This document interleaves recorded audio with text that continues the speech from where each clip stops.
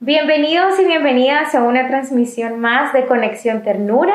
Durante este mes hemos estado abordando un tema muy relevante y hasta revolucionario, la paternidad con ternura. Y hoy lo analizaremos desde una óptica bíblica.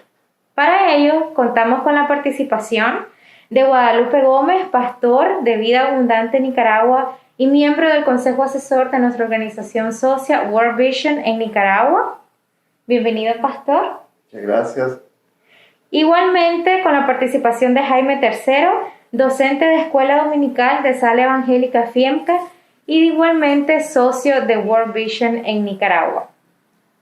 Paternidad con ternura, el ejercicio de la paternidad como una involucración emocional, afectiva, con dedicación de tiempo de calidad, una disciplina que va desde el amor y de la confianza. Eso es lo que nosotros llamamos paternidad con ternura. Es una práctica renovadora que va mucho más allá del rol de un padre proveedor económico. Pero entrando ya en materia, vamos a hablar sobre la paternidad con ternura desde una óptica bíblica. ¿Cómo podemos definir paternidad con ternura desde una óptica bíblica? Bueno, yo encuentro en las Escrituras de que Jesús presenta a Dios como un padre compasivo. Este concepto de Dios como un padre compasivo, por ejemplo, cuando la iglesia cristiana comenzó a llevar el evangelio hacia Oriente, ese fue el nombre con el que fue conocido. Tenemos manuscritos en chino antiguo que datan de los años 600 después de Cristo, y así se le conoce, el compasivo.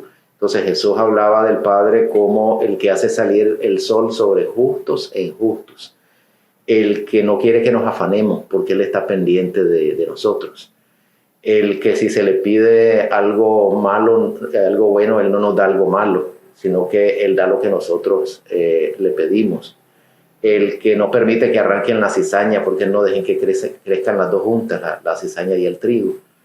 Entonces, constantemente Jesús nos está presentando al Padre como un ser compasivo que entiende nuestras necesidades y que precisamente envió a su Hijo a encarnarse para poder experimentar en carne propia lo que es ser humano.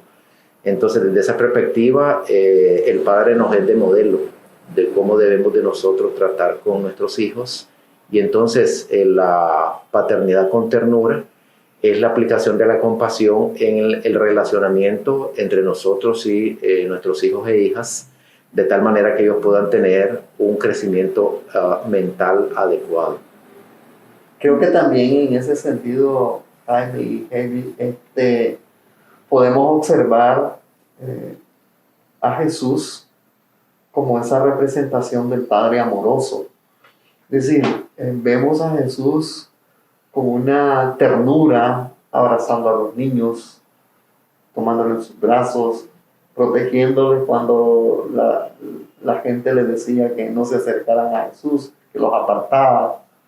El mismo parábola del hijo pródigo, la parábola de la oveja perdida, siempre esa relación de tomarlo, de llevarlo a su pecho y sacarlo con respeto y con ternura, con amor. Entonces me parece que no sé de dónde, Jaime, agarramos esa cultura tan machista, por así decirlo, de que el padre es solo proveedor. No sé, nosotros hemos experimentado eso a partir de la Biblia y creo que yo tengo 3 hijos y pues siempre tuve hasta hoy con los que están en casa, hacer el desayuno para ellos, salir con ellos, llevarle el desayuno a su momento de compartir. Y ese tipo de cosas solamente pueden ser inspiradas en la Escritura, no en la propia cultura que nosotros tenemos. ¿Es difícil? Sí, es difícil. Eso justamente nos lleva a la segunda pregunta. Es que culturalmente e incluso desde muchas iglesias también se adjudica al padre el rol de proveedor económico, pero no de un proveedor emocional. Se dice que la mujer fue diseñada de una manera más delicada para estar ella únicamente atendiendo a los hijos, pero en la Biblia encontramos pasajes o ejemplos en los que podamos ver a hombres ejerciendo la paternidad con ternura, ya lo mencionaban, pero podemos encontrar algunos pasajes específicos en donde se hable sobre esto. Me parece de que esta asignación de característica al hombre también sucede con la mujer, ¿verdad? Es decir, a los dos a hombres y mujeres se les hacen asignaciones como que fueran propias nada más de determinado género. Sí. Claro. Y me parece que de las dos maneras se ha fallado. Por ejemplo, se dice que los hombres somos competitivos, que somos agresivos, que somos individualistas. Es decir, estas tres características uno las puede ver en hombres y en mujeres. Entonces lo mismo sucede con las características supuestamente femeninas, que son más sentimentales, emocionales. Que toman decisiones emocionalmente, ese tipo de cosas. Entonces, me parece que ambas nacen de una necesidad de clasificación que a veces pues, nuestro cerebro busca eso como para ser más llevadero el entorno, ¿verdad? Pero ambas fracasan. Yo creo que la parábola del hijo pródigo es un ejemplo claro, clásico, de un hombre que deja que su hijo aprenda su lección sin interferir. Dame el dinero, dame los bienes que me corresponden y quiero disponer de ellos, está bien, ¿verdad? Pruebe, experimente, no lo sobreprotege, ¿verdad? En esa parábola. Y después cuando él falla y regresa, el padre no se pone a pensar en el fallo que sí sucede con el hermano del hijo pródigo, que se pone a recordar las cosas malas que ha hecho, sino que lo vemos totalmente entregado a la compasión. Aquí lo que importa es que él regresó. Eso es lo más importante. Entonces me parece que ese texto del hijo pródigo nos da un ejemplo de cómo se debe ejercer la ternura con respecto a los hijos. Y me parece que es un referente que nosotros como pastores y como líderes de iglesia deberíamos de trabajar más en el ejercicio de llevar a la congregación, a la iglesia. Como decía Jaime, poder persuadir a los hombres, pero si no enseñas a las mujeres que también tienen una correspondencia a eso, es malo, porque yo recuerdo que mi mamá decía, no, mis hijos para el campo con su papá.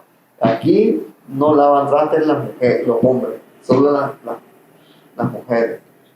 Yo aprendí eso en el seminario, que tenía que lavar trastes, que tenía que lavar mi ropa.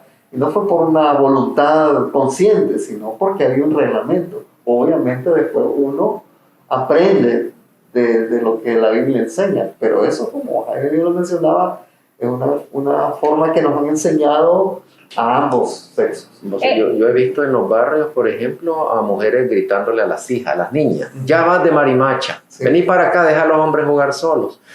Entonces, va más allá de género, me parece, este aspecto del machismo y del maltrato. Creo que ambos tienen la potencialidad para el aspecto violento y machista, y también ambos para ser liberados y ejercer una paternidad y maternidad responsable. Hay un texto también en Colosenses 3:21, donde se dice que los padres no deben irritar a los hijos. Exasperar, dice ahí, ¿verdad? La palabra. De otra forma, no los irriten, no los enojen, ¿verdad? Entonces, por lo menos tenemos dos referencias bíblicas que nos demuestran pues, que sí es posible la paternidad con ternura. Incluso al inicio de la conversación también usted, profesor, mencionaba que en la Biblia Dios se muestra y dice, vengan a mí, si están cansados, vengan, yo les voy a dar reposo, si se sienten ansiosos, yo los voy a hacer descansar, les voy a dar paz. Y creo que también ese es un buen ejemplo en el que vemos directamente a Dios hablando con sus hijos como un proveedor de paz emocional, de cuidado, de ternura. ¿Cuál es la importancia de que desde la iglesia se enseñe a los hombres a asumir una paternidad con ternura? A mí me parece que es básico, debería ser indispensable una perspectiva renovadora de hacer teología o hacer eclesiología. Sobre todo que en el contexto en el que vivimos, ya muchas mujeres no están en la casa, están trabajando. Y es más, muchas mujeres perciben más dinero que el hombre. En mi caso, por ejemplo, como pastor, yo percibo que es la tercera parte de lo que gana mi esposa. Ella pasa más tiempo en la oficina, yo paso más tiempo en la casa. Entonces a mí me corresponde hacer cosas en la casa. Eso puede ser contraproducente en las mentalidades nuestras, pero creo que debemos de trabajar eso desde el texto bíblico para que aprendamos. Y nosotros como pastores, como maestros, somos los primeros en dar el ejemplo, no solamente en decirlo, sino cómo eso nos ha ayudado, cómo la Biblia nos ha ayudado a nosotros a tener un entendimiento de una lectura renovadora de la palabra del Señor. Ahí también el aspecto de que, digamos, la escritura es la que ha sido utilizada para promover relaciones injustas dentro de la familia. Y a estas personas, o sea, hay personas que son bien conservadoras en este punto, que si no se utiliza otro medio, a no ser la Biblia misma, no pueden ser liberados. Entonces, hace poco yo estaba dando una clase sobre violencia en el hogar en la iglesia, y entonces inmediatamente la Biblia, ¿verdad? Alguien me dijo, pero si aquí está clarito, ¿verdad? Donde se habla de la vara de la corrección.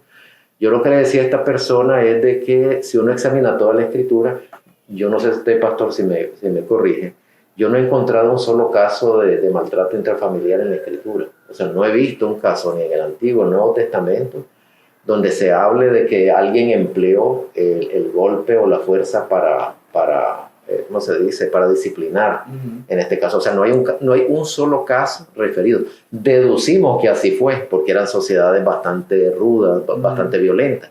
Lo deducimos, pero que el texto bíblico hable directamente de un personaje bíblico que le pegaba, digamos, a sus hijos, no encuentro una referencia. Sí, y lo que normalmente hace la gente es que ajusta su cosmovisión a hacer una interpretación de la Biblia que se ajuste a esa cosmovisión que tiene de las relaciones interfamiliares. Pero realmente, si uno ve, mira cuán amor nos ha dado el Padre que nos da a su Hijo, ¿verdad? Inclusive pensar que Dios nos da a su Hijo es un acto de castigo, ¿no? Es un acto de liberación, un acto de amor, ¿verdad? Entonces, me parece a mí que tenemos que hacer una relectura consciente. Y hay una parábola donde Jesús habla de un administrador que yéndose el dueño lejos y tardaba en venir, entonces comenzó a maltratar, dice, al personal. Entonces cuando regresa el dueño del negocio, viene, lo agarra y lo pone en prisión por su actitud. Entonces no sé, ¿cómo se dice?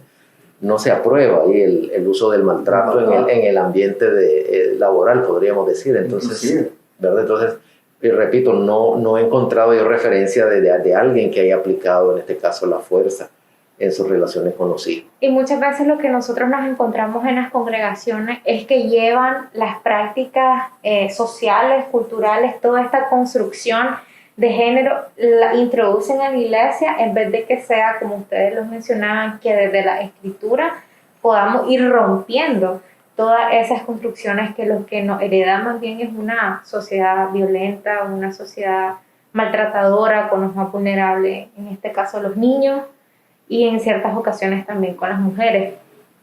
El ejercicio de la paternidad con ternura manifiesta beneficios para la congregación y para la sociedad como tal.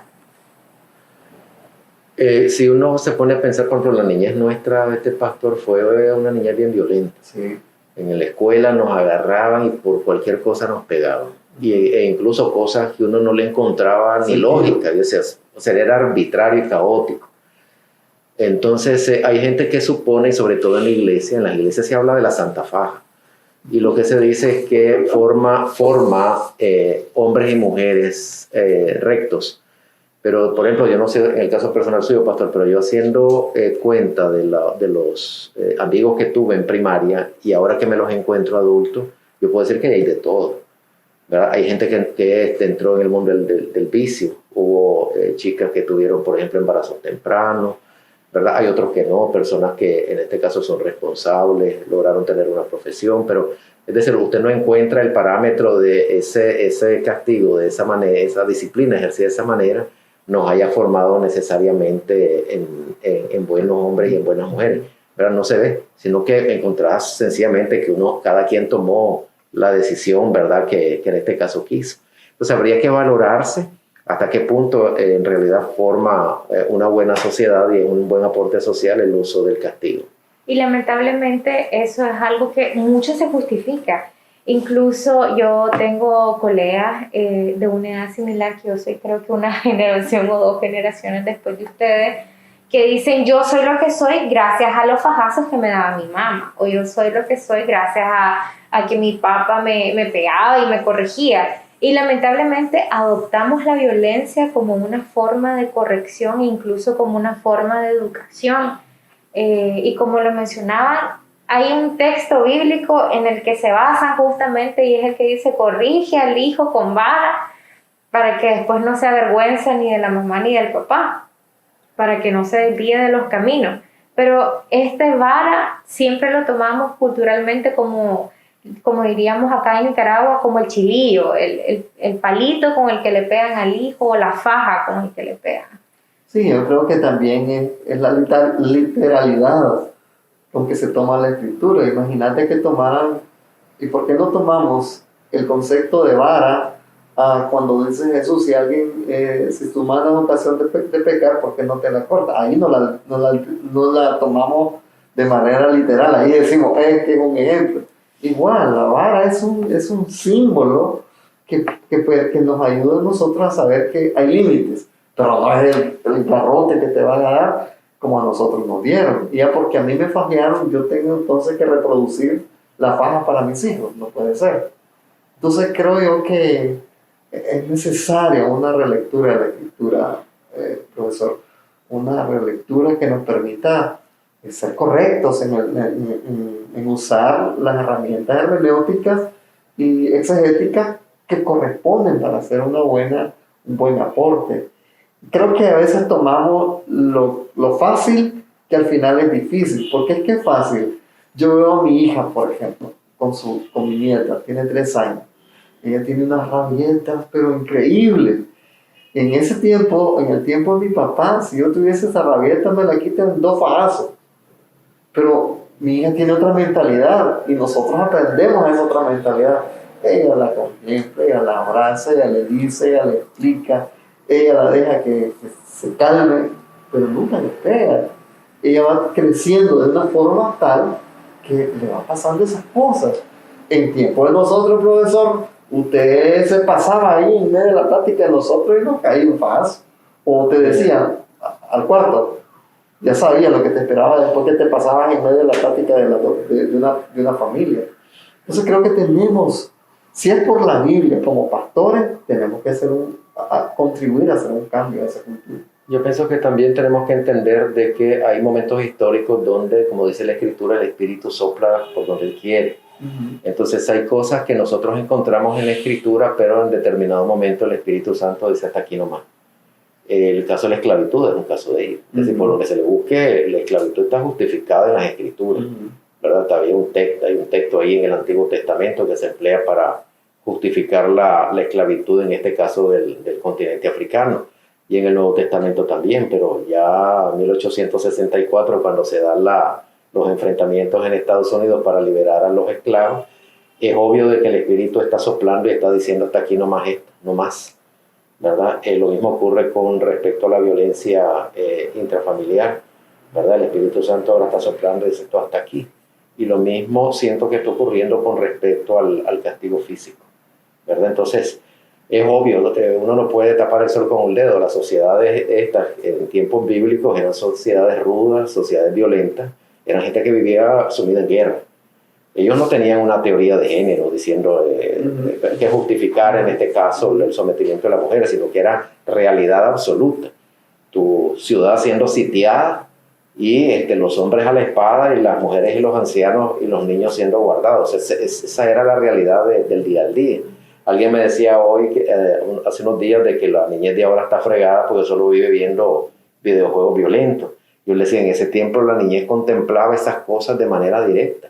Tu madre ser raptada y violada terminando el sitio de una ciudad, tu padre ni lo conocía porque solo vivía peleando guerras en otra parte. Entonces esa era la realidad que ellos vivían.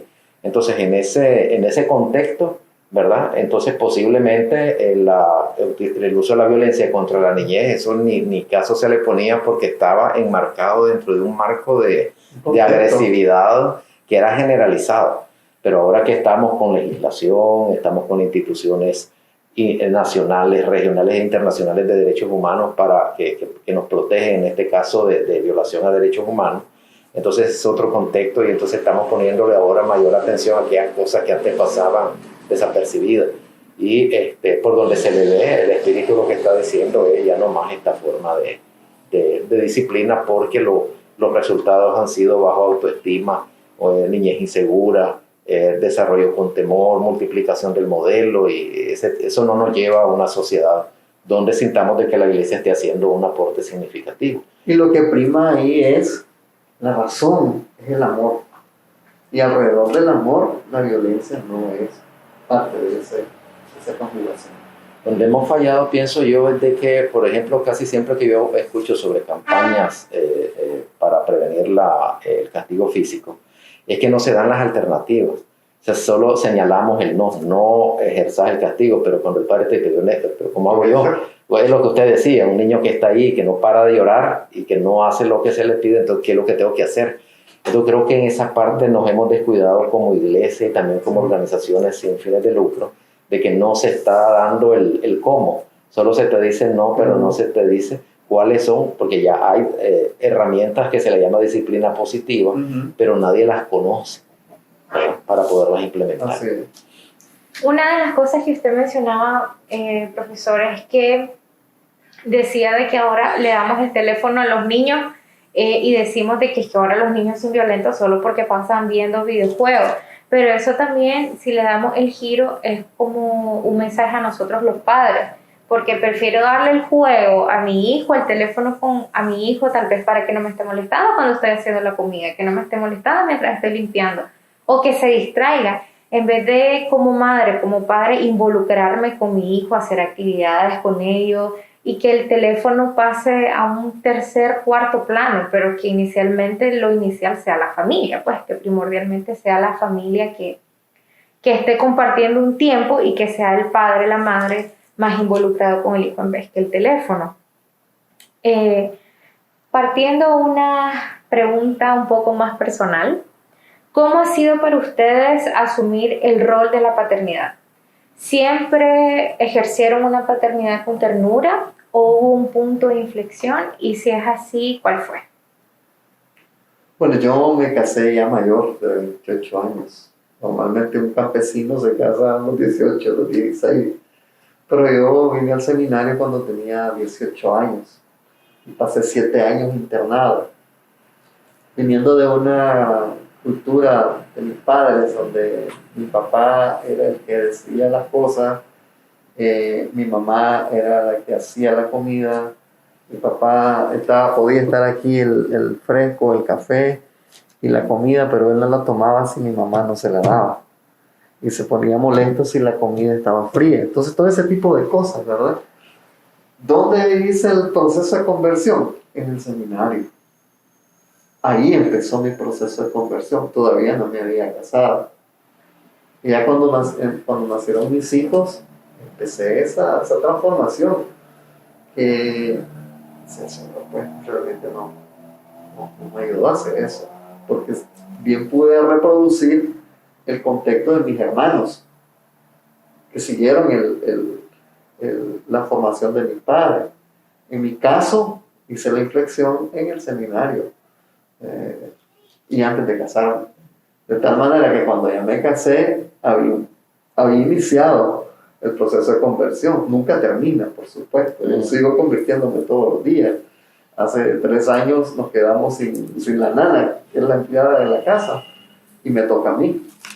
Y para mí, los primeros semanas Fue difícil levantarme a las 5 de la mañana, hacer el café, el desayuno de Iván, el desayuno de Gabriel y el desayuno de mi hijo. Ya mi hija ya no vive con nosotros, pero fue difícil. Lavar los trastos, la pasear, irlos a dejar, irlos a traer. Pero sigo en ese proceso de conversión y trato de que en los sermones la iglesia entienda eso también. Es decir, uno aprende por modelos negativos, no por modelos positivos. Es decir, uno vuelve a ver alrededor, sí. Cuando comenzás a ser padre no miras ningún modelo que seguir. Más bien miras modelos y vos decís, yo no quiero seguir ese modelo que está. Entonces no tenemos modelos positivos que nos muestren la luz. Entonces en mi caso personal tengo 3 hijos y están invictos, pues. A ninguno de los 3 les pegué. Mi hijo tiene 16 años. Mis niñas están de 8 y 9. No es fácil, ¿verdad? Me parece que la parte más difícil es cuando se agreden entre ellos. Ahí es donde necesitas mayor control porque sentís que la fuerza puede estar justificada al ver a uno de ellos ejerciéndola contra el otro. Esa ha sido la parte más difícil. Y también cuando uno está molesto por algo, ¿verdad? Con alguien, una situación que no salió como esperaba y andas molesto, uno sabe que uno anda más dado al mal. En ese momento uno tiene que conocerse a sí mismo.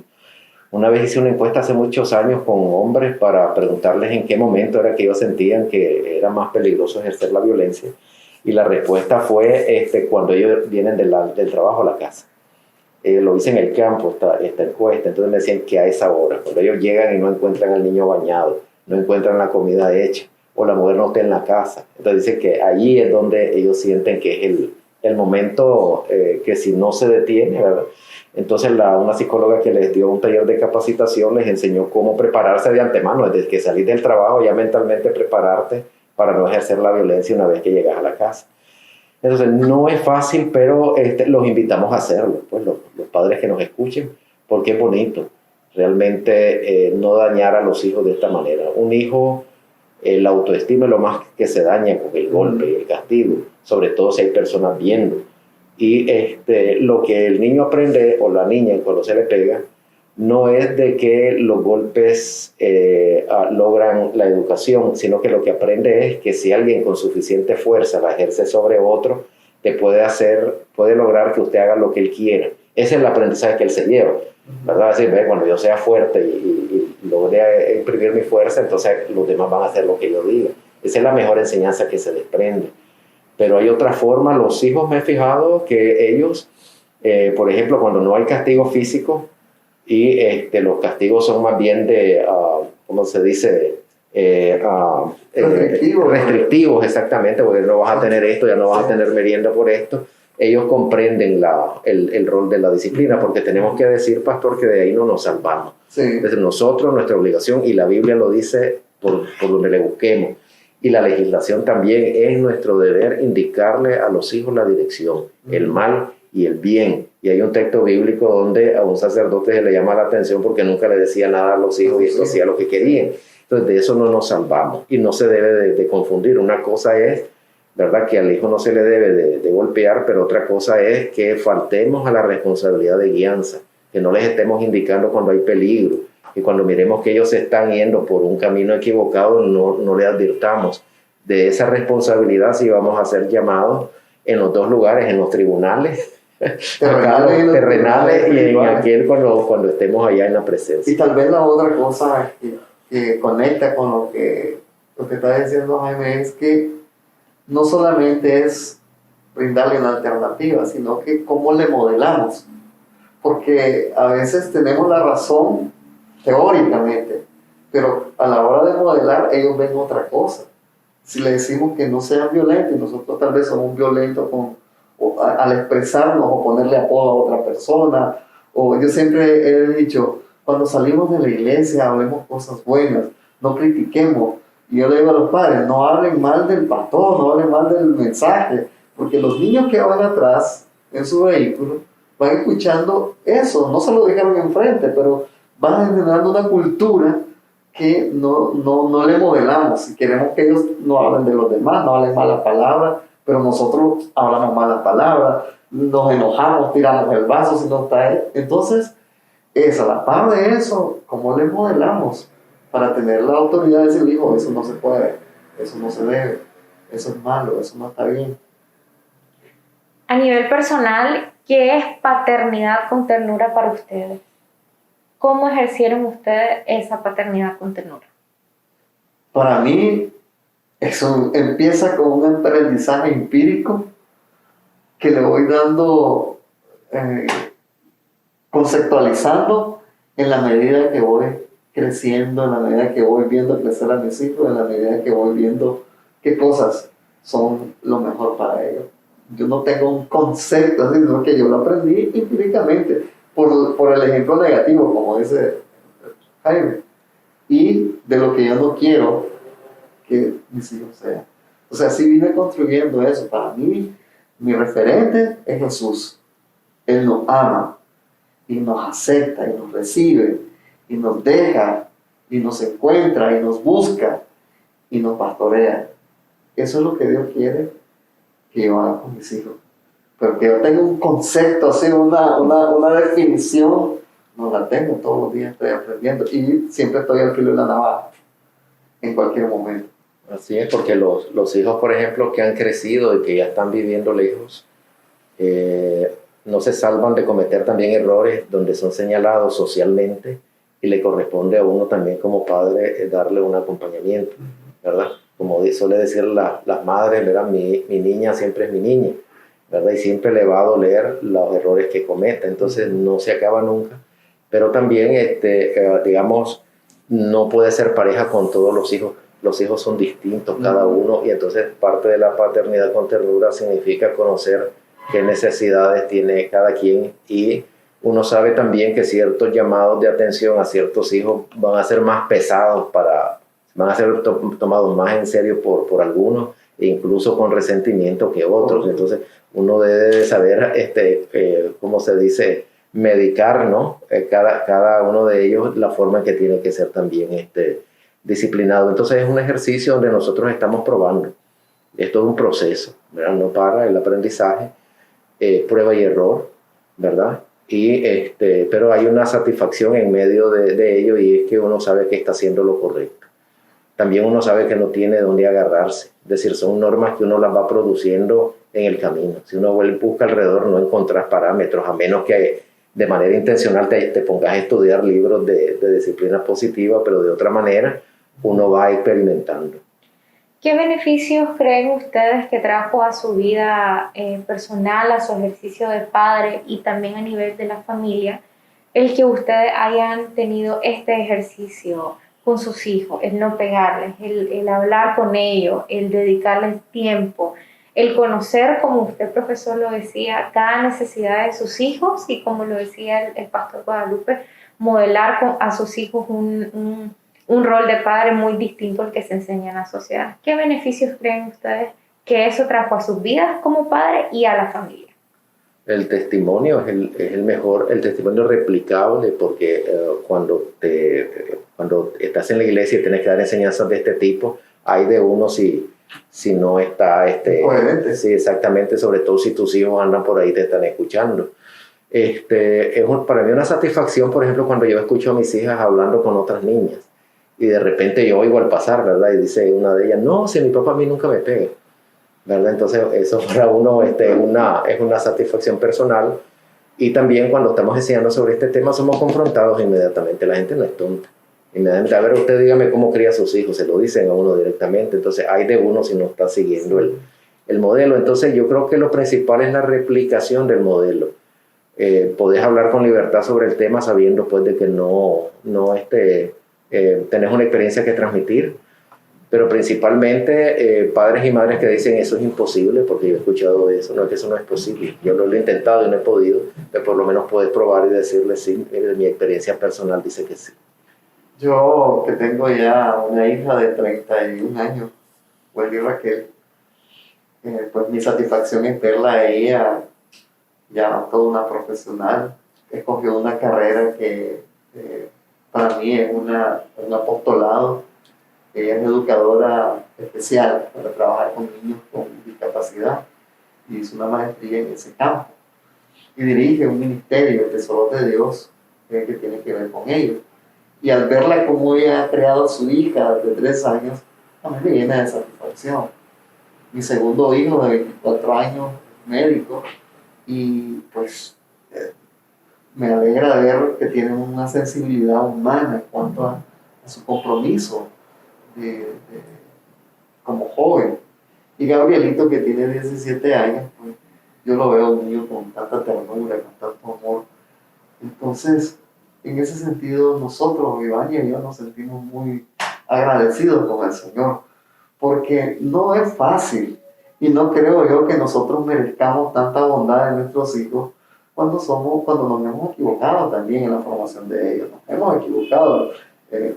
Conocerlos, como bien dice Jaime, ha sido una tarea de todos los días, conocer cómo son distintos los tres, cómo los tres tienen diferentes maneras de reaccionar de una misma cosa, inclusive con las comidas. Cuando salimos a comer, a uno no le gusta la pizza, a otro no le gusta el hot dog, a uno no le gusta la hamburguesa, a otro no le gusta la comida china. Tenemos que negociar ese tipo de cosas, dónde vamos un día, dónde vamos otra vez, ese tipo de cosas.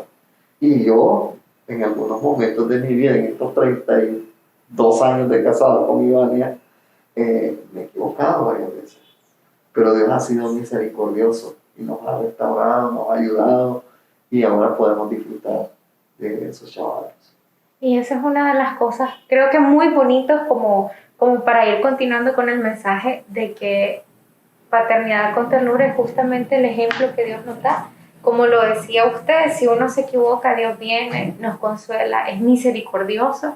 Y creo que como padres, eso también es lo que debe de estar de primero en el hogar. El amor, la misericordia, el cuidado y la guía correcta para con los hijos. ¿Qué dirían a otros papás para que pongan en práctica la paternidad con ternura? Bueno, yo lo principal que recomendaría es trabajar el control de la ira, es lo número uno. Y esto no se hace repitiéndose a sí mismo, no me voy a enojar, no me voy a enojar, no. Hay que buscar expertos en el tema que te den recomendaciones prácticas de cómo manejar la ira, porque la violencia también tiene que ver con una falta de control. Cuando un padre no sabe qué hacer y está enojado por ello, entonces responde de manera violenta. Entonces, es una incapacidad para controlarse el aspecto de la violencia intrafamiliar. Entonces, tenemos que buscar cómo controlar la ira. Hay iglesias y organizaciones que tienen escuelas para padres, entonces asistan a estas escuelas para padres, porque ahí es donde se enseña modelos positivos de enseñanza, pero también modelos de control de la ira. Y aquí la Biblia ofrece un montón de herramientas para el aspecto del control de la ira, ¿verdad? Llama que uno no vaya a acostarse con un rencor, sino que busque cómo arreglarse, que si uno va a llevar ofrenda a un templo, que no le entregue hasta que busque a aquella persona y se reconcilie con ella. Entonces, el aspecto de la ira, uno debe de conocerse a sí mismo y saber en qué momentos es que es mayor el riesgo, ¿verdad? Para trabajarlo, en este caso de previo. Hay música, por ejemplo, que puede hacer que un padre o una madre en determinado momento, o sea, hay gente que me dice, esa música me tiene sofocado. Tenés un vecino con música alta y te tiene loco, entonces esa persona está que de la menor cosa revienta. Y si es cafetero, peor, una persona que tiene un temperamento fuerte, vive tomando café, que te sube la presión, entonces ahí tenés más música a alto volumen, ahí tenés un polvorín, esa persona en cualquier momento revienta. Entonces uno tiene que saber, uno tiene que conocerse a sí mismo, mantener en tu casa tecito de naranjalla, de tilo para relajarte, poner música, que sea música que mantenga el espíritu reposado, ¿verdad? Si el café te da ese problema, evitar el café, sustituirlo por el té. Entonces uno tiene que trabajar personalmente, pero como esto cambia de persona a persona, cada quien tiene que tener sus propias reglas. Hay momentos en que yo siento que mi tono de voz es muy quejoso para con mis hijas, ¿verdad? Pero es decir, lamentablemente tiene que pasar unos 3 llamados de atención hasta que yo mismo me digo, Jaime, estás en el modelo quejoso, enojón, y uno ve en los hijos la incomodidad, entonces ya uno regresar. Entonces, cada quien tiene que conocerse a sí mismo para controlar la ira. Y como nadie nos enseñó a ser padres, pues no importa, ¿verdad? De la edad que tenemos, y si hay organizaciones que tienen estos modelos, escuela para padres, así estamos para aprender. Yo creo que, además de lo que Jaime dice, me parece que una de las cosas que nos ayuda, o por lo menos que debe ayudarnos a los padres, y mi recomendación generalmente los domingos en la iglesia, es que siempre miremos a Jesús como un Padre amoroso, como alguien que nos busque. Y que siempre en la Biblia encontramos que así como Él nos ha perdonado a nosotros, también nosotros debemos de hacerlo. Porque muchas veces nuestra justicia es muy imperfecta y creemos que siempre tenemos la razón. Y no es así. Nos equivocamos y hay que buscar cómo el Señor, a pesar de que nos equivocamos, nos ama, nos respeta, no nos invade. Entonces nosotros tenemos que aprender y los padres debemos de hacer eso. Generalmente yo tengo muchas relaciones de conversación con miembros de la iglesia. Es mi función, ¿verdad? Entonces siempre estoy diciendo, no, así no funcionan las cosas. Veamos cómo Jesús nos ama a pesar de lo que nosotros somos. Y así podemos ver a nuestro hijo, a nuestro hijo, a nuestra hija, vemos el rostro de Jesús. ¿Cómo vamos a fallar a nuestra esposa, a nuestro esposo? Todo ese tipo de cosas que deben de ser importantes, además de buscar ayuda, como bien dice Jaime. Estaba pensando también de que, por ejemplo, a veces nosotros se nos olvida que gran parte de la actitud de nuestros hijos, una gran parte es heredada. Y a veces nos molestamos de cosas que nuestros hijos hacen, pero son cosas que nosotros mismos estamos haciendo y que es parte de esa conducta heredada. Por ejemplo, cuando mi padre estaba anciano, a mí me tocó cuidarlo en casa. Y yo me acuerdo que había cosas que él hacía que a mí me molestaban, pero después me ponía a pensar, pero si yo mismo hago eso. Y por eso era que me molestaba más, porque eran cosas que yo mismo hacía. Pero hasta que me tocó cuidarlo fue que me di cuenta cuánto de él había pasado a mí, de manera natural. Entonces, sí, entonces lo mismo sucede con nuestros hijos. Hay muchas cosas de lo que ellos hacen, nosotros también las estamos haciendo. Entonces tenemos que tener ahí tolerancia, comprensión, ¿verdad? Sabiendo de que otros nos tuvieron comprensión a nosotros mismos, tolerancia a nosotros mismos. Sí, y aprender, porque es difícil sacar de nuestra mentalidad que somos los que tenemos la razón. Y esa es una lucha. Por ejemplo, para mí siempre fue difícil la disciplina, la puntualidad y el orden. ¿Por qué? Yo lo aprendí de mis padres y me lo reafirmaron en el seminario. 6 de la mañana, la cama bien hecha, no había buscado los calcetines, buscaban cosas, el cuarto bien lapaseado. Y esas cosas fue difícil de construirla en mi vida. Cada chaval tiene su forma. O sea, el cuarto de los chavalos, todo tirado, comen adentro, los calcetines allá. Y esas cosas tenemos que aprender a que ellos tienen su propia forma de ver las cosas. Todo eso tenemos que aprender. No es lo que a mí me gusta, es cómo ellos quieren crecer. Y eso es un desafío. Muchas gracias por haber participado de esta transmisión especial sobre paternidad con ternura desde una óptica bíblica. Nos despedimos del pastor Guadalupe y del profesor Jaime. Muchísimas gracias por compartir con nosotros sus aprendizajes, tanto bíblicos como personales, sobre este tema. Muchas gracias a ustedes por sintonizarnos y ser parte de Radio Ternura. Les invitamos a ser parte de nuestras capacitaciones en línea.